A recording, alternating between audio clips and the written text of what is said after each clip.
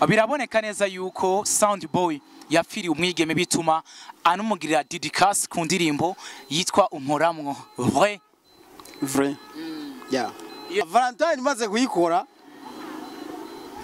bagiye bakompara Sound Boy na with designer.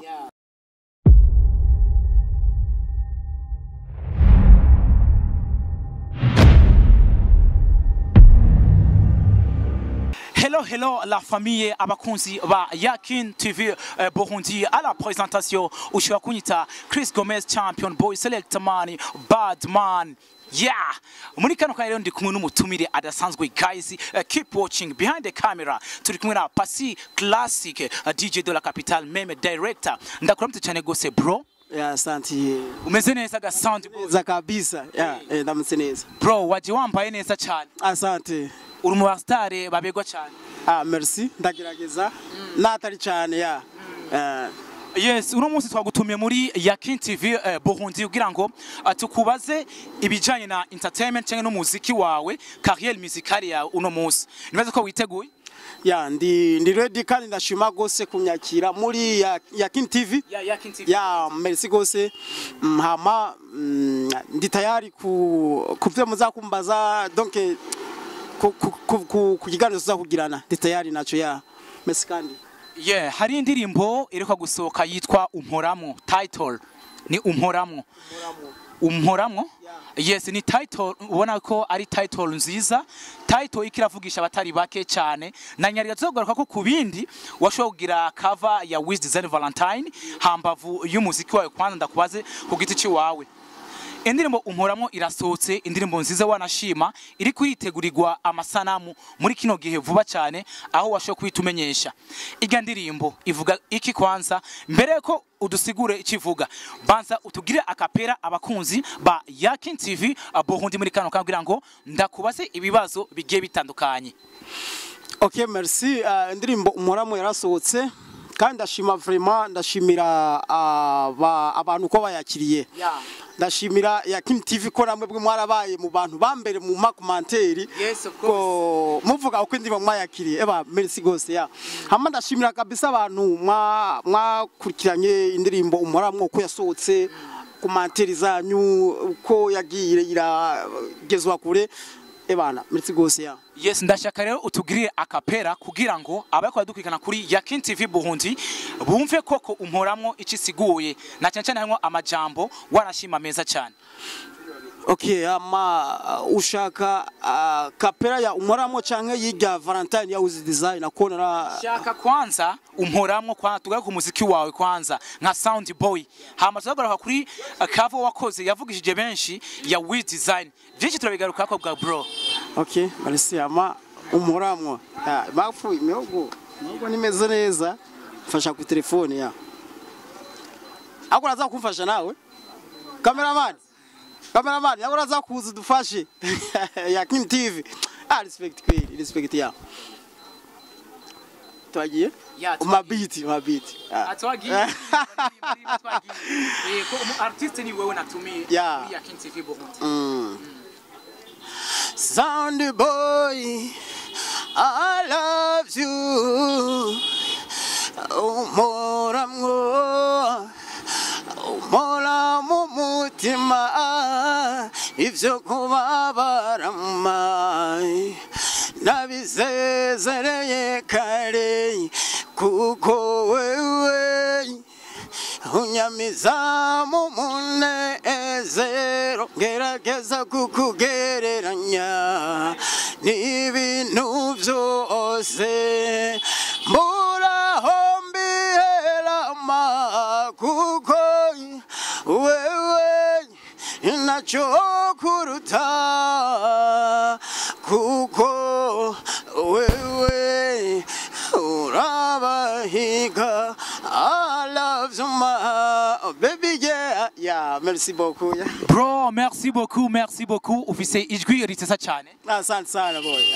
Yes, ngegeje kumviriza amajambo avuga muri title Umporamwo biragaragara ko wewe wakunze umwigeme cyane gusumba sibyo cyane nivyo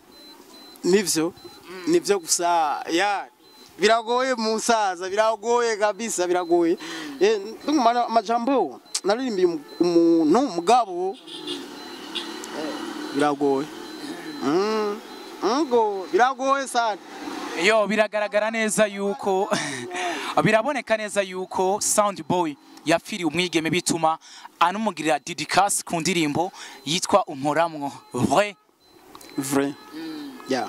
Yes, Sound Boy, indirimbo yawe yari imeze neza cyane, twibukanye neza yuko abo muri Yakin TV bibutse ryari uzosora amasanamu yino ndirimbo unabatumira kuja kuri channel ya YouTube yawe. Indirimbo Umporamwo yarasohotse, turabanje turayikora mu buryo bwa video ibayabaye, ndavuga ngo twakoze video lyrics, ariko vuba nko mu mpera z'uku kwezi nyine turimwo, indirimbo Umporamwo turashobora kwishutinga video tukayipostinga kuri channel ya Sound Boy Burundi, Sound Boy Budi BDI ya Burundi ya. Hama numirira abakunzi ba Sound Boy gukurikirana kwanza ITV nakiriwemwo uno munsi ya Yakin TV Burundi. Man, mufite izina ryiza, mufite izina ryoroshe gufata mu binyamakuru nkunze gucamwo. Merci beaucoup. Mufite izina ryoroshe gufata Yakin TV Burundi. Izina ryiza. Hama ndanabatumirira gukurikirana Sound Boy Burundi.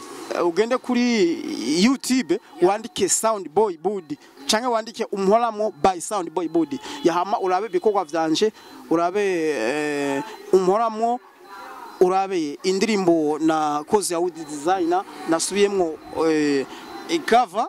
Naho bitanyoroheye, urazi ntibiba vyoroshe kuca muri staff nkiriya bakakwemera ko ushobora gukora ikintu cabo. Yeah. Hama mvuga merci gose ya merci. Yes, tugaruke gato kuri cover yashoye kuvugisha benshi yitwa Valentine y'umwanditsi yari Wiz Design. Washogira cover ivugisha abatari bake, wanashima na Wiz Design yarashoye kumuvugisha aho yasohotse ari indirimbo iri hit cover. Biye no wavyakiriye gute?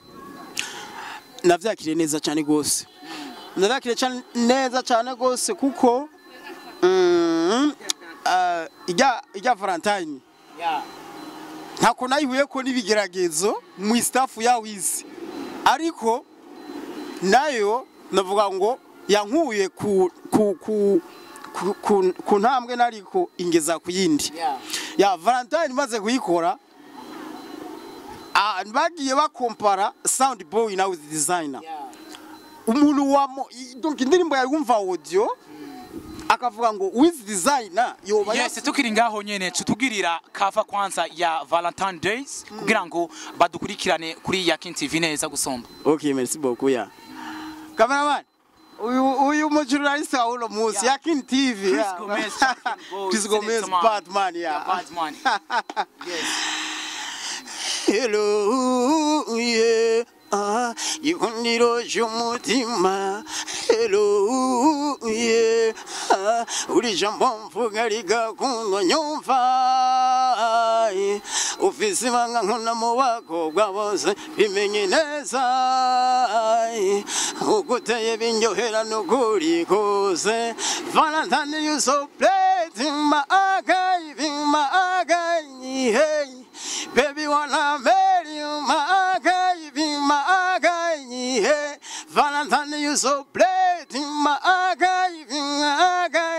hey. Baby, come complete me, my eye. Valentine, make me fresh tonight, make me fresh tonight. Yeah. Merci beaucoup Sound Boy, merci beaucoup bro, uririmba neza cyane. Asante sana ya.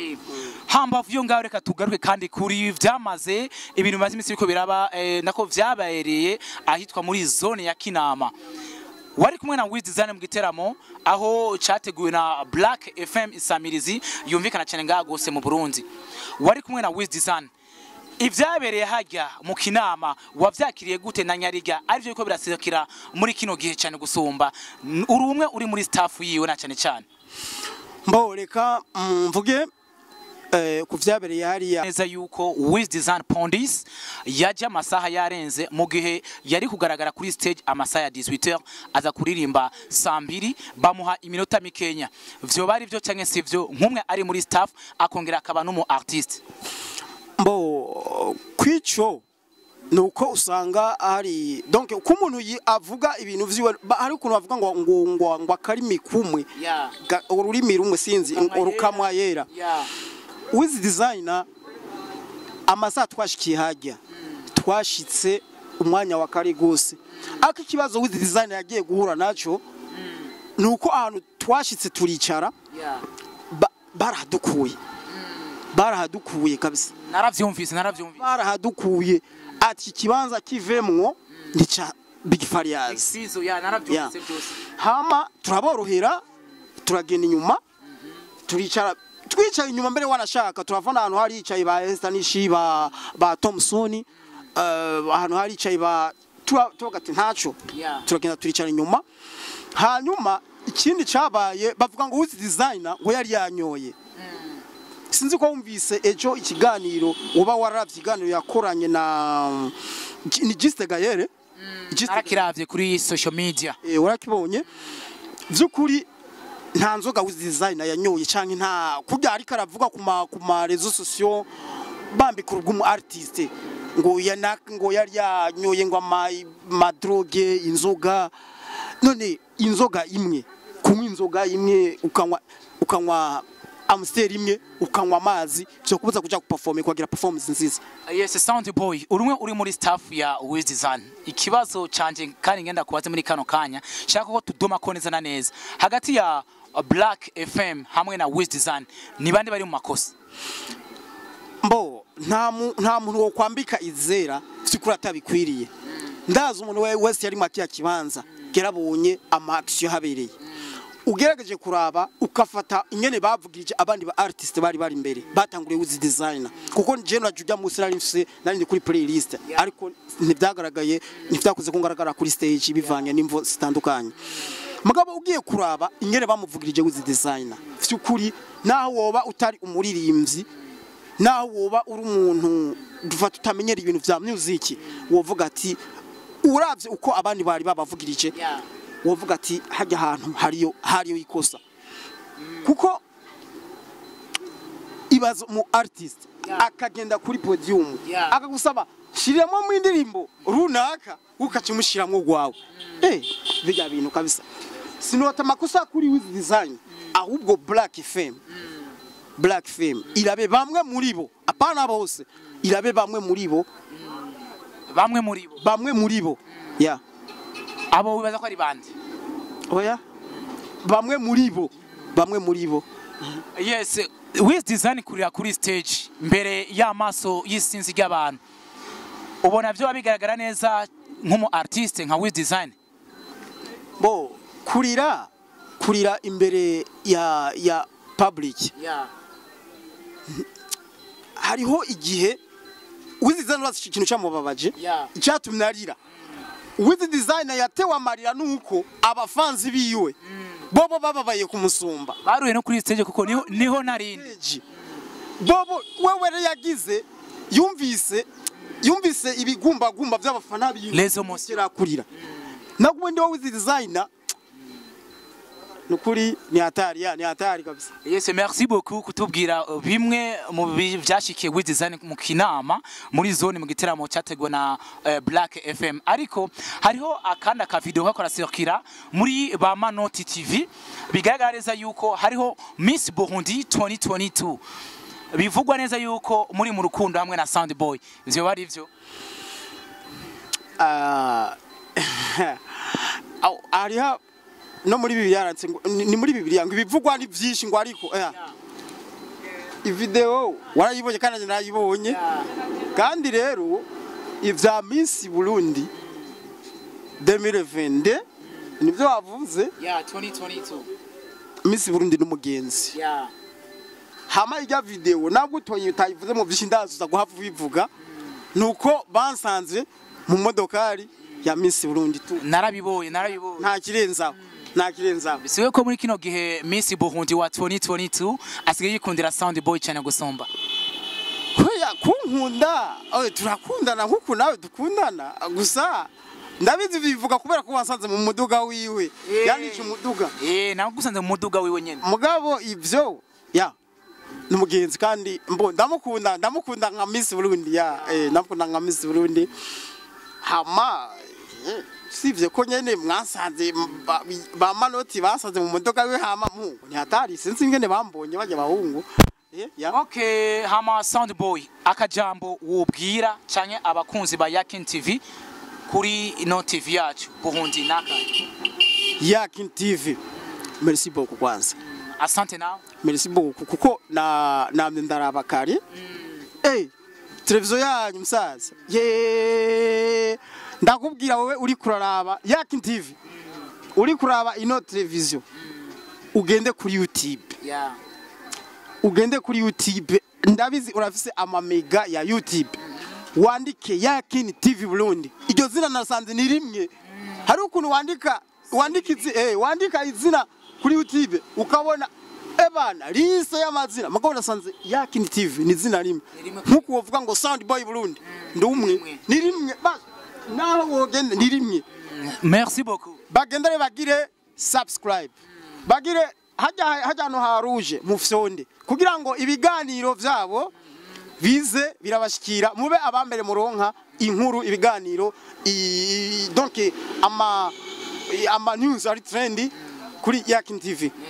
Wakoze. Merci beaucoup. Nitwasubira kuronda uzo kwitaba? Ni tayari muzosanga. Canke nzobasanga. Ego hama ako sinamenyana umwanya kiririye rero wambona ahantu hashajije mu ni shop kaze cyane ni shop iri ngaha mu gisandema uduganye rya Gasenyi ku gasoko nziza cyane yambika abigeme beza cyane ari naza uraza urama nanje ndabe kuko ndimo gukora umuhoramwo merci beaucoup merci guys, merci beaucoup kwa mwasho gutwikana kuri Yakin TV Burundi amwari kumwe hamwe na Chris Gomez champion boy select mani badman bande kamera mwari kumwe hamwe na Pasi Classic cameraman atabyura cyane gose merci beaucoup keep watching Yakin TV Burundi.